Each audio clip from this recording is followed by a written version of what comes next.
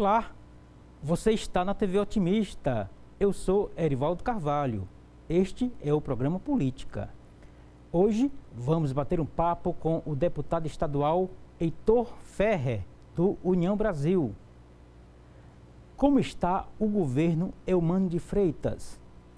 Qual a avaliação da gestão Evandro Leitão? Vamos falar sobre as bandeiras políticas do convidado. Ainda os planos de Heitor Ferrer para os próximos anos. Estas e outras questões a partir de agora no programa Política.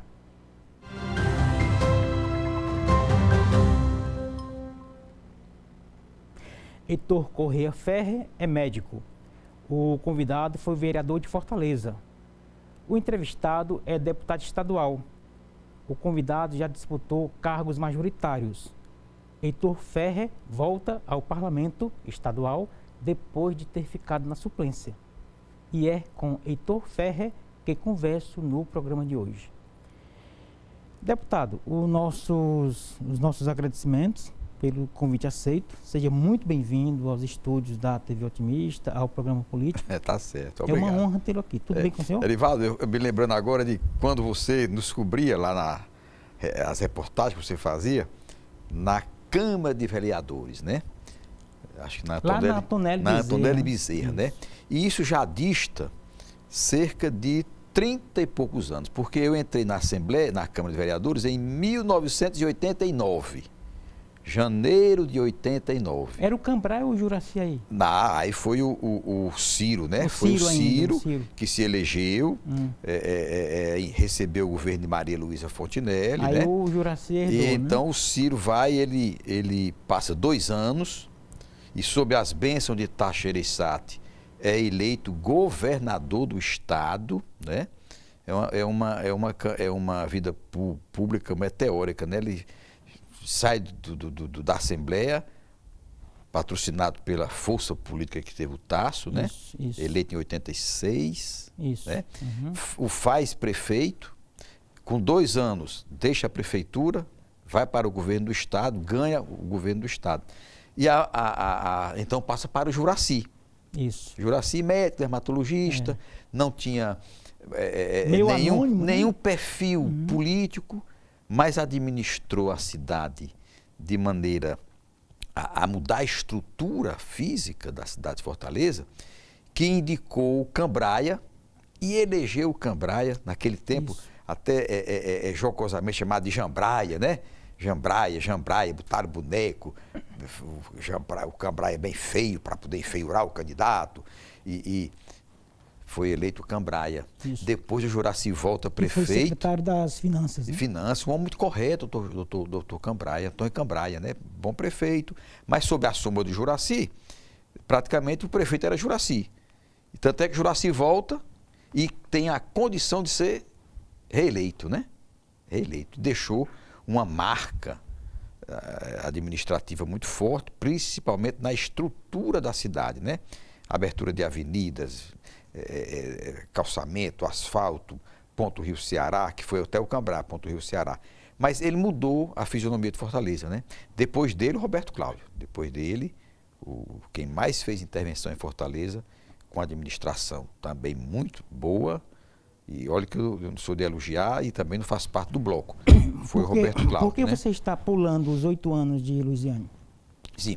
Aí vem, depois do Juraci, vem a Luiziane, né? Que fez um mandato de não aparição.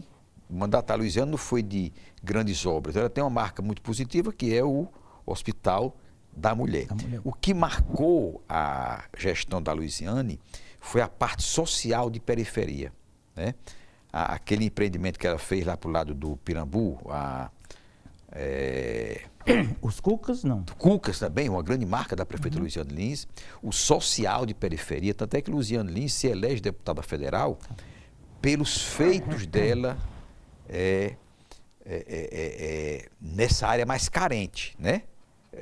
Tendo justamente esse lado da esquerda que é mais preocupada com a assistência aos mais carentes, né? A Luiziane fez isso. Então, ela ainda hoje tem um eleitorado muito cativo por conta de sua gestão. Para quem não é velho igual a mim, né? Conforme você acabou de dizer aí, nós que ele somos acompanhou. velhos, nós somos passados no tempo, porque pronto. de 89 para cá, quanto é que dá, hein? Rapaz, dá um bocado de ano, Dá né? uns 40, hein? Dá. De 89 para cá, 8 para 15, 8 para 15, 8 para 15, 7, 37. É verdade. Mas para quem não tem essa memória e para quem conhece o Heitor Ferrer da Assembleia, o que você diria, Heitor, do seu perfil vereador de Fortaleza? Algo do que você se orgulhou, olha, isso aí e foi comigo. Primeira batalha boa para se enfrentar, enfrentei e venci, foi derrubar a taxa do lixo. O Juracy criou a taxa do lixo, ele e Cambraia, 3 vezes. E as 3 vezes eu derrotei essa taxa, não deixei que ela fosse cobrada dos fortalezenses. 3 tentativas concretizadas, se transformou em lei, e eu fui à instância final de cidadania, que é o Poder Judiciário, né? E o Poder Judiciário entendeu que essa taxa não podia ser cobrada. Eu lembro que na campanha ele dizia a taxa se joga no lixo, aí amassava um papel. Eu fui para a Praça do jogava, Ferreira, né? Era no fui lixo, para a Praça assim? do Ferreira, botei um camburão, fiz um ato de efervescência da juventude, Isso que sem foi internet, queimar né? boletos, queimei boletos lá, porque a primeira taxa criada, eu sabia que ela ia ser derrubada e entrei na justiça, porque o Juracy, ele fez a sessão sem o presidente da Câmara autorizar, eu acho que era Acilon Gonçalves. Que é E o pai do atual presidente. O Acilon Gonçalves. Ali era Quando o ele anterior, fez né? isso, não tinha a sessão regular. Como você não tinha uma sessão presidida pelo presidente, aberta pelo presidente, iniciada, então a sessão era inexistente. Então o judiciário, naturalmente, disse que a sessão não aconteceu. Eu falei agora no pai do atual presidente, que era o José Maria Couto, Couto, quem o senhor conviveu também, né? Convivi com o José Maria Couto, disputei com ele a presidência Foi um bom também. presidente, mais ou menos? Olha, ao modo antigo, o Zé Maria era um homem de muita palavra, né? E ele era um homem de cumprir as promessas de candidato aos pares, né? No caso, conosco, sempre fizemos oposição. Aliás, Erivaldo, a minha condição de parlamentar sempre foi dita de oposição, sem eu dizer que sou de oposição ou de situação, porque, na verdade, eu sou de representação. Quando você é deputado, vereador da base, é um apaixonado pelo executivo.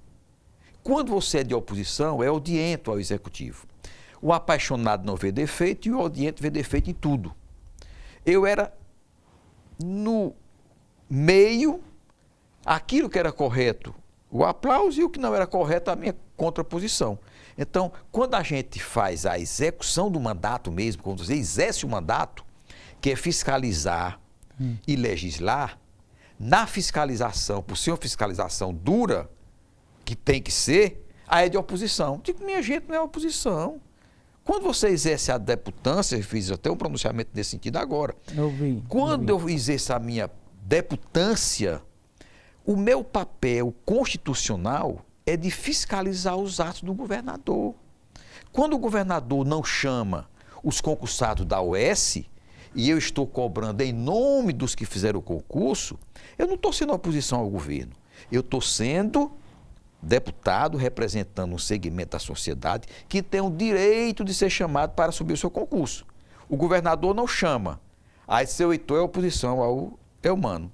Quando eu vou visitar o hospital da UES, uma obra colossal que merece elogio e merece bons elogios, aí diz que é de situação e que é da base do governo. Eu digo, eu não posso ser correto no meu mandato, ser um representante para ver que a não chamada dos professores é um erro e o hospital da UES é um acerto. Sem, né? a contaminação. Sem a contaminação de ser oposição nem situação, né?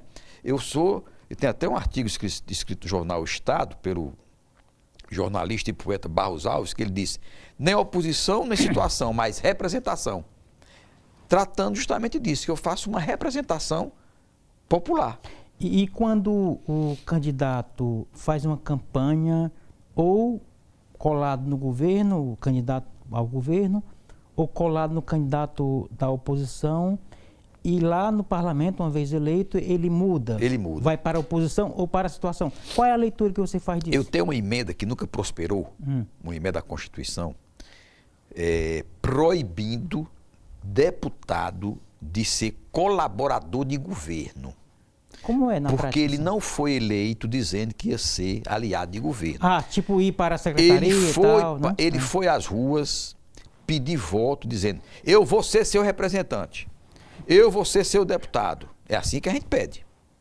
Quando chega no parlamento, aí cria-se a tal de a base do governo, né? Os deputados da situação. Isso. Esse deputado da situação, eles se entregam para dar governança em tudo que o governo encaminha, com a aprovação de todos os seus projetos, né, todas as suas mensagens.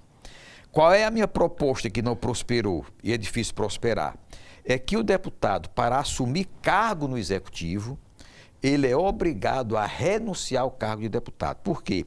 Porque quando ele foi à rua, ele disse que ia ser representante do povo, que ia fiscalizar o povo e que ia ser deputado do povo. Quando ele vai para o governo, ele deixa de ser deputado do povo, vai ser o colaborador do governo, ele deixa de ser fiscal do governo, passa a ser aliado.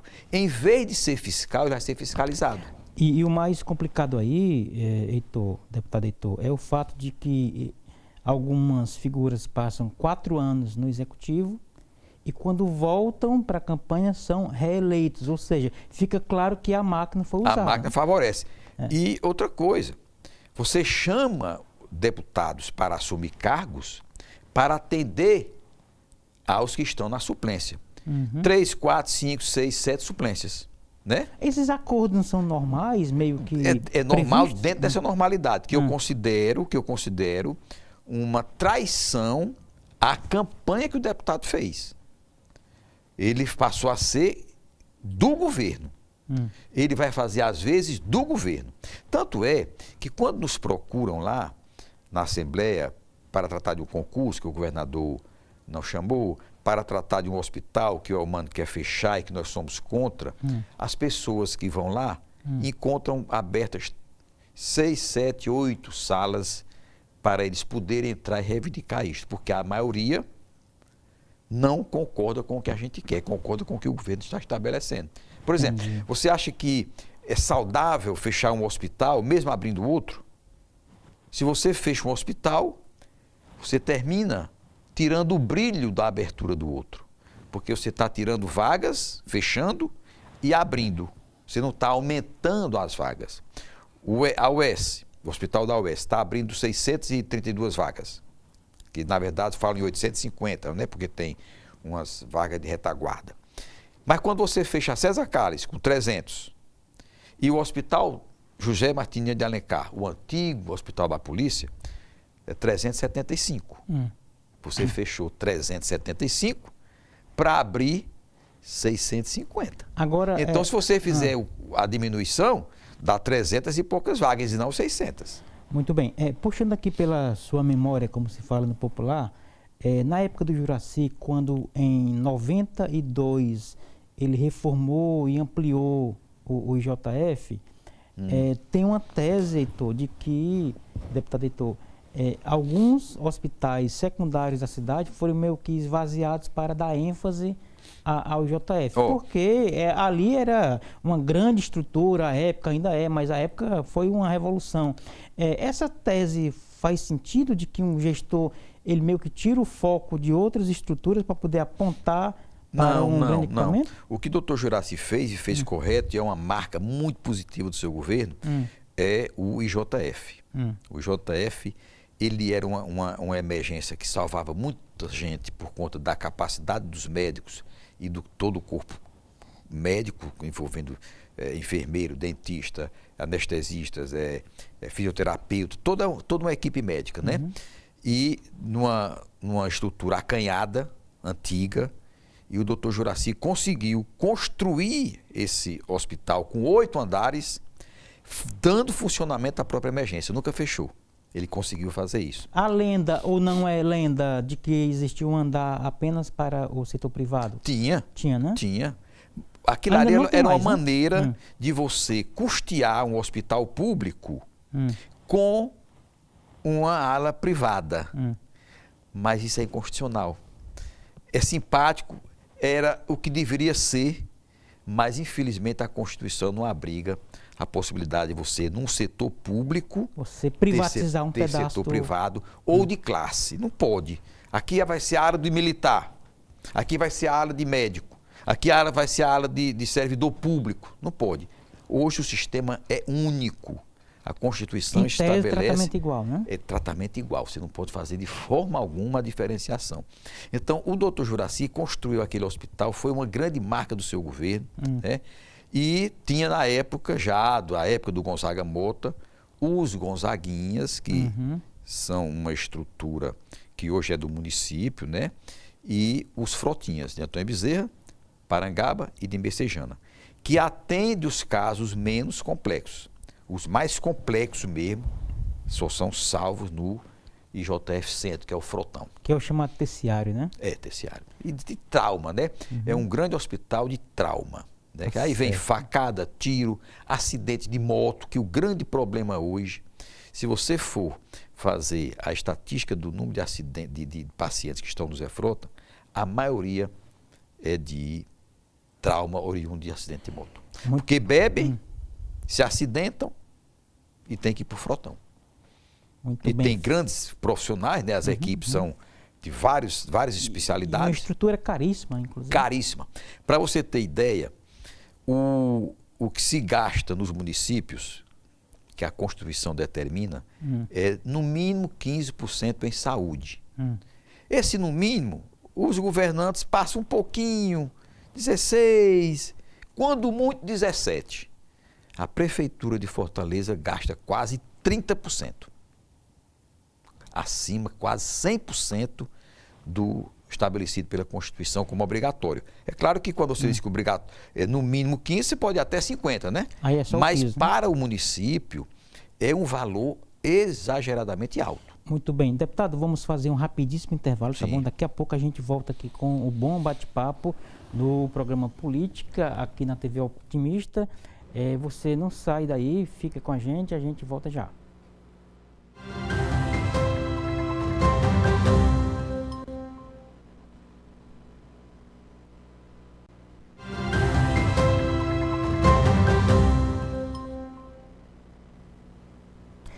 Estamos de volta para o segundo bloco do programa Política. Você está na TV Otimista. Eu sou Erivaldo Carvalho. Aqui comigo, Heitor Ferrer, deputado estadual, já foi vereador de Fortaleza. E aqui a propósito, o senhor cumpriu quantos mandatos de vereador e quantos com esse de deputado estadual? Eu me elegi em 88, fui reeleito 4 vezes, né? Aliás, 4 mandatos. De vereador. De vereador. No meio do último mandato, aí vem a eleição para deputado. Isso. Aí estou no 6º mandato.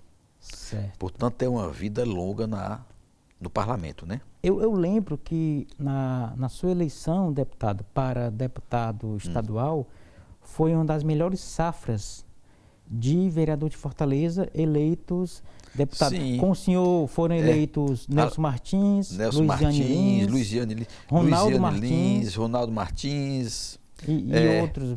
Ou seja, bons representantes. Bons né? representantes. Agora, é muito importante quando as pessoas dizem assim, ontem eu estava eu estou sempre indo ao centro, entro nas lojas, entrego meu cartão, dos meus feitos e tudo, e a gente encontra, muito raramente, ontem eu encontrei um cidadão muito desiludido com política e muito duro, né? Aí pergunta, o que é que você fez? Você não fez nada. Eu digo, rapaz, fiz. Pega meu cartãozinho. Não quero não. Depois aí tem as coisas que eu já fiz, tem meu Instagram, eu procuro também ver se eu quebro as arestas, né? Eu digo, olha, quando eu entrei na Câmara de Vereadores, o vereador se aposentava com 2 mandatos. E eu acabei com mais 6 companheiros. Nós acabamos. Vereador recebia o auxílio paletó. E o que é isso? Eu digo, era o 13º, 14º e 15º salários. Esse eu acabei. Eu próprio fiz uma resolução, e o Zé Maria Couto era o presidente e acatou. Pensão de vereador não existe mais em Fortaleza, auxílio paletó não existe mais. Eu digo, olha, eu quando era vereador, obriguei todos os hospitais terem um gerador interno de energia. Os hospitais são obrigados a ter um gerador interno de energia. É tão óbvio que Tão parece óbvio um absurdo. que, absurdo, né? Aí eu digo, olha, na Assembleia, quando eu entrei no primeiro mandato, eu tinha um propósito, dizendo para ele, que era acabar com a aposentadoria de governador do Ceará. Porque governador aposentava-se com apenas 6 meses de mandato. Então, em 2006, eu acabei. De lá para cá, nenhum governador recebeu mais um salário de desembargador, porque a lei era assim, o governador e o vice, com 6 meses de mandato em cargo de governador, terão direito a uma pensão vitalícia com salário de desembargador, R$43 mil, né? A Isolda, por exemplo, que passou 8 meses, já teria direito. Então, olha, Lúcio Alcântara, Cid, Camilo e Isolda seriam 4 aposentados. E abria a porta para os vices como a Isolda, o governador vai para o Senado. Senado. Né? Como a Isolda assumiu no lugar do Camilo, que foi para o Senado, né? Ela também teria direito de sair com a gorda aposentadoria de desembargador. E isso cumulativa com outras aposentadorias? Sim, eu acabei isso em 2006. Grande presidente Marcos Calles, homem de compromisso. Ele assumiu o compromisso comigo de botar a matéria em plenário. Heitorzinho, você terá a matéria em plenário, a sua emenda. Agora, trabalhe com os colegas para eles aprovarem. Os colegas todos aprovaram. Sabe por quê, Erivaldo? Porque eu dizia, minha gente, nós, trabalhadores, trabalhamos 35 anos para receber uma aposentadoria de médico, de professor, de engenheiro, do INSS. É justo que a gente dê a um governante que passa apenas 6 meses no mandato uma gorda aposentadoria com salário de desembargador, que não desatualiza nunca, né? Salário de desembargador é hoje um, foi ontem hoje e amanhã vai ser outro. Então, é um salário que é atualizadíssimo. Então, desse 2006 para cá, eu tenho a grata satisfação de dizer que de lá para cá não existe mais aposentadoria de governador do Ceará. Eu como deputado, dizendo para ele, olha, no Ceará tinha 2 tribunais de contas. Eu extingui um e levei todos os servidores para o outro, para não dizer que eu prejudiquei servidores. O governo aproveitou uma emenda sua, né? Porque eu fiz uma emenda juntando os 2 tribunais no só, né? Eu digo, eu sou autor da ficha limpa, que proíbe o ficha suja, aquele que nem pode ser candidato, assumir um cargo público. Porque era comum, Erivaldo, era comum o cara que tinha as contas rejeitadas pelo Tribunal de Contas, ou pelo TCU, ou pela Justiça Comum, com crime de improbidade, com crime penal, amigo do governador, disse, rapaz, você não pode ser candidato, mas quando eu assumir, me ajude aqui no seu interior que eu lhe dou um cargo. E dava cargo de diretor, de superintendente, de secretário. Então a minha lei diz o seguinte, quem é ficha suja, nos moldes do ficha suja, que não pode ser candidato, não pode assumir cargo público. O Cid foi obrigado, através de requerimento meu, a demitir, exonerar um secretário de Estado. Camilo, da mesma forma, né? E olha que o secretário do Camilo era muito meu amigo, mas eu digo, olha, não tem como, porque a lei é a lei. Exatamente. Nós temos que ser amigo da lei, né? Exatamente. Por falar em Cid, em 2006, né, ele foi eleito a primeira vez, né? 2006. E aí o senhor tem uma relação de embate com o então governador Cid Gomes, com destaque para o famoso voo da sogra. Relembra um pouco esse episódio. Olha, eu fazia oposição não ao governador, mas aos atos, né? Tenho nada contra o Cid, acho que é um bom representante do Ceará, foi um bom governador, tendo algumas exceções, né? Porque, por exemplo, chega um período de carnaval, o governador contrata uma aeronave particular e viaja com seus familiares, incluindo a sogra, para conhecer os países da Europa, do norte da Europa, lá do frio, né, em pleno carnaval, né? Então eu denunciei, levei a coisa para o Tribunal de Contas, né? E De lá para cá, o governador nenhum tem coragem de fazer isso. Porque... E foi um desgaste, ele veio a público, né? Assim como o Cid teve, por exemplo, os consignados. Aquele foi o maior escândalo que eu considero contra o servidor público, patrocinado pelo governo Cid, com a lei dele, com a história de consignados ser autorizado por um escritório do genro do Arialdo Pinho. E que tinha uma taxa de administração, e que você né? tinha a maior taxa para poder compensar esse escritório. Eu lembro demais dessa história. A prova maior dessa corrupção é que o próprio cidadão lá, conhecido por Zé do Gás, que era genro do Arialdo Pinho, hoje não é mais, ele disse lá, está no tribunal, está no Ministério Público, o depoimento dele, que ele disse que ganhava por mês 2.700.000 mês. Isso é uma mega-sena. Patrocinado por uma história de empréstimo consignado que só esse escritório dele autorizava com a senha para o cidadão fazer o empréstimo no Bradesco. Só podia ser no Bradesco. O monopólio, né? Do Bradesco. Uhum. Para tu ter uma ideia, eu fiz um empréstimo na Unimed, na Unicred, que é da Unimed, que eu sou médico, a 1,51. O desse escritório, junto com o Bradesco, 2,79. Aí quando se coloca uma escala, né? Meu amigo, isso é dinheiro. Eu peguei lá os depósitos na conta desse cidadão, que era genro do Arialdo, Zé do Gás, era R$100.000 mês, dia. R$100.000 dia na conta dele, 89.000 na conta dele, 90.000 na conta dele. E até hoje esse processo continua na justiça. Foi preso pela Polícia Federal. Se foi preso, tem algo muito grave. Ou então a polícia foi leviana e errou por prender. E cadê esse processo? Cadê esse processo, né? É verdade. Mas também, diante de tudo isso, sempre reconheci que o Cid marcou no estado do Ceará, do lado positivo, a construção dos hospitais regionais. Foi uma grande marca que ainda hoje os outros procuram expandir. Mas quem deu o passo inicial, o pontapé, construindo o Hospital Regional do Cariri e o Hospital da Região Norte de Sobral, foi a ideia de Cid Gomes. Foi ele, com o sentimento de governar melhor e dar ao povo uma garantia em saúde pública, construiu esses dois grandes hospitais, que foi o modelo para Camilo fazer os dele, o Mano concluiu um, prometendo parece que mais dois, né? Exatamente. E torço que sim, né? Torço que sim. O Cid fez a abertura de estradas e estradas duplicadas, dando garantia de um trânsito mais tranquilo, mais seguro, uma garantia de você viajar aqui para a região litorânea com estradas duplicadas. Exatamente. Que é o que deveria ser em todo o país. Perfeitamente. Né? Só que aí veio também a mosca na sopa, chamada aquário, né? Sim. Outro grande erro foi o aquário. Porque a idealização deste aquário, não sei quem diabo convenceu o Cid de fazer essa obra completamente desnecessária, sem nenhuma prioridade. Se enterrou ali, hoje se tem enterrado ali, R$350 milhões. Eu disse... Mas isso corrigido, que não era esse tanto. Foi não, o né? único deputado que votou contra o empréstimo. Fui eu e o Roberto Mesquita.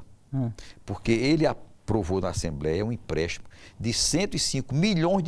Ah, porque era dólares. Isso, além do dinheiro privado, próprio do Estado. A época, quando você convertia, então, dava esses ele 300, aprovou esse empréstimo, começou a construir o aquário e enterrou lá cento e poucos milhões na época, 132 milhões. Isso corrigido dá 350 milhões hoje. Com esse dinheiro, não tinha ninguém na fila de cirurgia, porque se operava na rede privada. 350 milhões de reais. E eu batizei. Passa e tudo fica por isso, né? E eu batizei aquela obra de Casa de Peixe. Eu digo, vai ser uma luxuosa casa para peixe, né? Porque era uma mansão de peixes. Você imaginar um aquário. E eu fui ver o aquário de Portugal. O cara desce e vai alimentar o peixe com peixe. Você não joga ração no aquário. Você tem que descer com proteína, peixe. É educativo, né? Para você descer e botar na boquinha de cada um dos peixes, porque era assim que eu vi em Portugal. Eu digo, meu Deus, Você tem um estado que 51% dos cearenses estão na linha de pobreza e miséria. Se você pegar os nossos municípios, todos eles estão entre 50 e 51 vivendo do Bolsa Família. Então é pobre. E tem ainda municípios que são mais pobres, chegando à linha de miséria, né? E um estado desse vai construir um aquário. Aquário é para Portugal, é para Espanha, é para França, né? Para países que resolveram os problemas que nós não resolvemos ainda, que é problema de moradia, saneamento básico, estruturação dos nossos hospitais, embora tenhamos avançando, educação de tempo integral, que o Elmano também está avançando. Aí diz assim, o Heitor agora está elogiando o Elmano, porque tem que dizer a verdade. Na parte de educação, há um avanço muito grande do Estado do Ceará com esses governos. Decide para cá. Decide para cá. Cid, Camilo e Elmano. Você pode negar isto? Como é que você vai negar? Ou então você não tem compromisso com a verdade, com você mesmo. Dizer que não houve uma mudança muito grande na educação do Estado do Ceará. No que diz respeito à saúde, mesmo com os hospitais regionais, Erivaldo, nós temos que avançar muito, porque tem 61 mil pessoas esperando por uma cirurgia. O senhor, como sendo um profissional da área, como é que está a saúde no Ceará, deputado? É como eu lhe disse, tem que melhorar muito, mesmo com os hospitais regionais. E é inimaginável o Ceará sem eles. Daí o troféu a Cid Gomes, que foi quem iniciou. E que viu lá na frente. Viu né? lá na frente. Mas aí, assim como as areninhas, que começaram com o Roberto Cláudio, né? O Sarto ampliou. Lá no Campo do América. No Campo do América. E que é uma boa política. Né? Hoje está até em nível de Brasil, né? O Roberto Cláudio, a ideia do Roberto Cláudio se expandiu para todos os lugares, né? Porque é uma obra de socialização muito grande. E até começou com uma confusão ali de desapropriação. Era, porque lembra aquilo ali é uma área que ela é tombada pela estrutura que está lá e ninguém mexe. Aquela quadra não podia ser construído nada. Tanto é que hoje é uma quadra de futebol. Pois bem, então essa política, quando acerta, a gente tem que elogiar, porque só criticar, porque não é da base do governo, ou seria de oposição, isso não faz bem à democracia, nem faz bem ao coração das pessoas. Ninguém quer permanentemente um deputado que não reconheça que houve acertos, né? Exato. Eu fui um dos maiores adversários de Juracy Magalhães. E você sabe por quê? Por conta da história da merenda escolar envolvendo o genro dele. Que acabou sendo cassado. Que eu levei esse processo, Benevides, né? levei esse processo para a Assembleia. Isso. E o deputado foi cassado. Então, eu tinha uma... Foi absolvido a primeira vez e cassado na segunda. Cassado na outra porque eu recorri para o STJ. Isso, lembra. Para a sessão ser pública e não secreta. E aí, o ministro do STJ mandou fazer outra sessão aberta, pública. E aí os deputados tiveram que cassar, porque as provas eram evidentes, né? Evidentes. Ninguém faz aquilo porque era a pessoa do Juracy ou era um deputado, não. É porque as provas, elas vêm se concretizando ao longo do processo. E quando eu comprovei tudo, levei para a Assembleia. Tive que levar, né? E o deputado foi cassado. Então o Juracy o grande adversário de Juracy foi o Heitor Ferre, vereador. Como grande opositor ao Cid na Assembleia Legislativa foi o Heitor Ferre. Mas não há nenhuma malquerência com a pessoa. Eu faço o papel de deputado quando estou na Assembleia, mas desço da tribuna com a capacidade de apertar a mão de quem eu me pronunciei contrário. Porque meu pai me disse uma vez, meu filho, quando você estiver na tribuna que você for fazer um pronunciamento contra A, B ou C, saia em condição de apertar a mão de quem você está fazendo a crítica. Eu nunca esqueci isto. E faço isso. Me encontro com o Cid, acho que ele tem uma liderança muito grande no Estado, né? E fez como governador políticas públicas acertadas, mas também teve erros que eu, como representante, como deputado, tinha a obrigação de levar a público o que levei. Muito bem, deputado, ficou bastante claro. Vamos fazer mais um rapidíssimo intervalo, tá bom? Daqui a pouco a gente volta com o terceiro e último bloco do programa Política, hoje com o deputado estadual Heitor Ferre. Não saia daí, a gente volta já.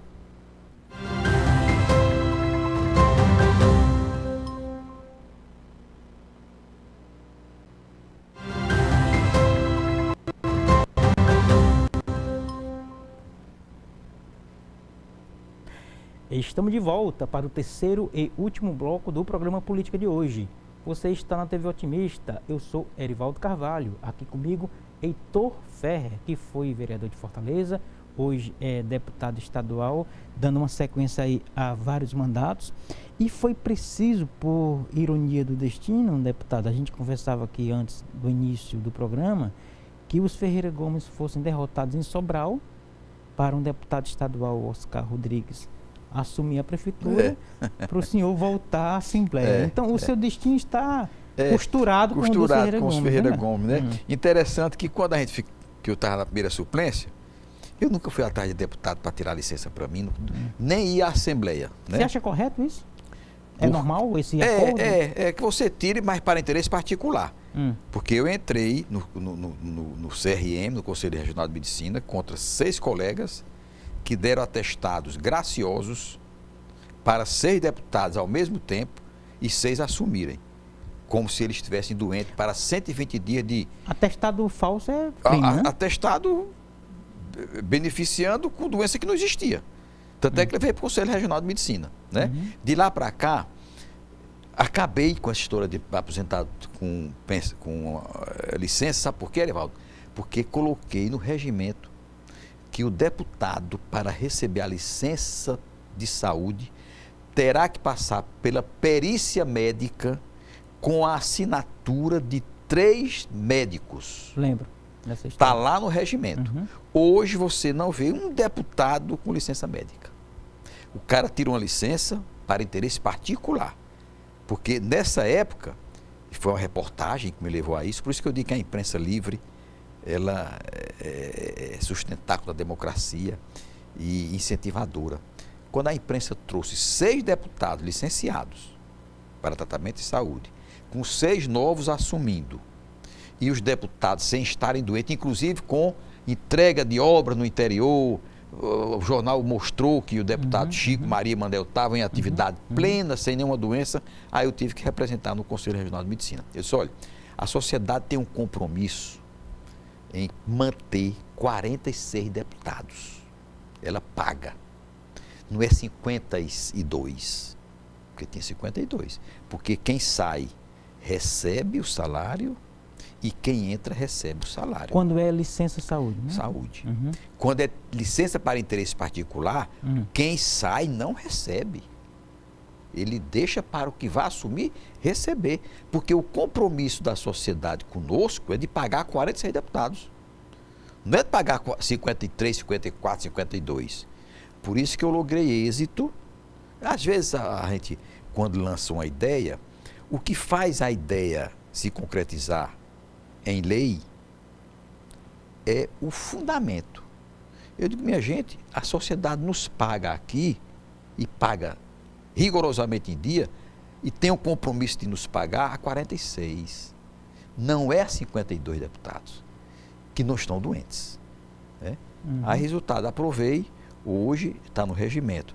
Deputado só poderá tirar licença se trouxer o atestado médico e a perícia médica da Assembleia com 3 assinaturas. Você jamais conseguirá, de 3 médicos, uma assinatura dele, ele dá graciosamente um atestado. Se ele perceber que tem alguma coisa errada. Ele vai comprovar a doença. Erivaldo, qual é a doença que dá 120 dias de tratamento? Doença terminal. Teve lá um caso de uma fibromialgia, outro de enxaqueca. Enxaqueca. 120 dias para enxaqueca? Para labirintite. Eu digo, olha, se você for no INSS com esse diagnóstico, o médico não lhe dá nem 10 dias. E por que é que a Assembleia dava? Né? Então, foi aquecido, foi aceita essa minha emenda ao regimento, e o regimento hoje estabelece isso, que são 3 assinaturas. Pronto, não tem mais atestado médico gracioso. Muitas medidas do senhor, deputado, foi o chamado corte na própria carne. Na própria carne. Isso, de alguma forma, não tem uma querela com colegas. Não, não tem. Não tem, olha, eu não tenho um arranhão com nenhum colega deputado, nem nunca tive. Para você ter ideia, nem com o deputado que foi cassado. O Sérgio Benevides, né? Não tem, me encontrei com ele em Brasília, e me cumprimentou, conversamos, né? Não vou aqui dizer a particularidade, porque não interessa. Não tem interesse. Mas o próprio deputado me disse, olha, eu não tenho nenhuma queixa sua, não tenho guardo um rancor, né? Porque as minhas coisas sempre foram feitas, Erivaldo, com muita consciência, com muita decência e sem o interesse de prejudicar pessoas, né? Eu fiz sempre as coisas dentro do que chegava, documentos, que ia investigar, averiguar, tudo documentado, não tem uma leviandade, né? Eu cometi um ato leviano quando uma vez eu fiz uma denúncia de uma empresa com relação ao lixo e depois fui obrigado a ir à tribuna para desdizer. Porque o que eu levantei não era exatamente como eu tinha dito. E prejudicaria, e prejudicou, digamos assim, quando aquilo é levado a público, uma empresa. E o cidadão foi lá e disse, olha, o senhor errou por isso. Eu digo, pois eu vou me retratar. Entendi. E me retratei. Com esse perfil... Agora, eu nunca tenho o mesmo valor da acusação, né? Exato. Embora eu tenha feito isso, nunca tenho o valor da acusação. Inclusive, o que, de maneira geral, os políticos reclamam, né? De que quando a denúncia vem, é manchete de jornal, quando vem a retratação, ali já houve uma punição. É uma nota escondida ali, acanhada e tal. Já houve uma punição. Quando a matéria vem de primeira página, ou vem de... A reportagem de primeira, né? Aquilo ali, mesmo que você faça 10 depois, não tem o valor da primeira. A mácula está feita, né? Até porque os adversários guardam a primeira. Para às vezes fazer xerox, dizer isso e aquilo, né? E leva para a campanha, para a televisão. Leva para a campanha, Falar em campanha, com esse perfil, o senhor ficou na suplência. Qual é a leitura que o senhor faz do ponto de vista do eleitorado? É porque ele não captou a essência do deputado, viu que o ciclo fechou? Não, qual é a sua leitura, eu posso lhe deputado? dizer que foi uma acomodação. O partido faria 4, eu estaria entre os 4. Deixei de ir a muitos os cantos que eu sempre ia, apenas liguei. Errou no cálculo, né? Errei no cálculo. Né? Mas é muito bom passar um período fora para você saber o valor do parlamento, o valor do mandato que você sente nesse intervalo. Entendi. Para você valorizar ainda mais a representação popular. A Assembleia é muito típica em acompanhar bem a Prefeitura de Fortaleza. Na sua avaliação, como é que está a gestão Evandro Leitão, deputado? É muito cedo para você avaliar, né? Porque uma administração... Estamos já com 4 meses, né? Não é tempo suficiente? Não, acho que não. Outra coisa, eu tenho um projeto na Assembleia de transição de governo, que lá não tem, o Estado não tem a equipe de transição, do que entra com a equipe de transição, do que sai, para dar um relatório à sociedade. Deu até uma confusão aí nessa passagem do Sarto pro Evandro, olha, né? isso é inaceitável que não se tenha um relatório onde a imprensa e a sociedade tomam conhecimento de todos os pormenores. Eu ontem fui à Praça do Ferreira. A praça está acabada, sob todos os aspectos. Suja, banco quebrado. E eu fiz então um vídeo e disse, olha, está aqui um desafio grande para o prefeito Evandro. Que é o coração da cidade. Que herda isto. Ele está herdando. Ninguém pode dizer aquilo ali, fazer uma crítica ao Evandro por conta disso. Ninguém pode fazer uma crítica ao Evandro ainda pelas políticas públicas ainda não implantadas, porque está inclusive fazendo empréstimo para saldar dívidas.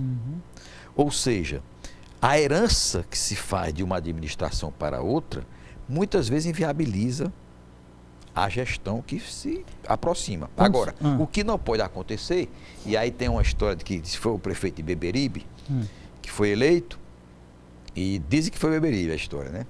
E quando foi para a passagem do governo, da prefeitura, o que estava saindo, pegou uma cartinha para o que estava entrando e disse, prefeito, o senhor topa abrir essa cartinha daqui a 1 ano?